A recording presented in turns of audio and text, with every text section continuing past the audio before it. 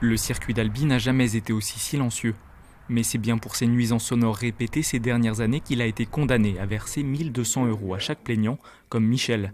Des dizaines d'infractions ont été sanctionnées. Et puis le point 3 qui est là, une fois qu'on a mis... 58 ont été sanctionnés sur un total de 257. Donc il y a encore près de 200 infractions à venir pour lesquelles le circuit sera très logiquement condamné et nous espérons avec un crescendo dans les peines, puisqu'il est manifeste que le circuit ne fait strictement aucun effort pour respecter le code de la santé publique. Mais c'est un signal très fort qui est quand même envoyé, puisqu'il n'y a aucune raison qu'en appel ils obtiennent satisfaction. Parce que, il y a une règle, elle n'est pas respectée, donc il y a forcément condamnation.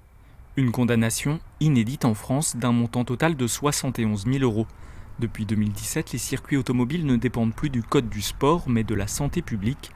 Alors la direction a dû prendre des mesures, comme la construction d'un mur anti-bruit il y a quelques mois. On a fait ce qu'on nous a demandé dans les délais qui étaient impartis et ce qu'on regrette, c'est qu'il y a un manque de corrélation entre les services de l'État où d'un côté il y a le ministère via un arrêté d'homologation qui nous demande d'édifier un écran anti-bruit et de notre côté on est condamné au tribunal pour des émergences sur le même point. C'est ce mur de 4 mètres de haut pour 180 de long qui sépare le circuit du jardin d'Antony, mais il est loin d'être efficace. Franchement, s'il y était ou il n'y était pas, franchement, on n'aurait pas vu la différence. Vu qu'il serait juste au bout aussi seulement, le bruit est resserré, c'est concentré, c'est différent. C'est notre bruit, mais ça fait toujours du bruit, quoi. C'est ce bruit-là que la plupart des riverains espèrent ne plus entendre. Le circuit, lui, a fait appel de cette décision de justice.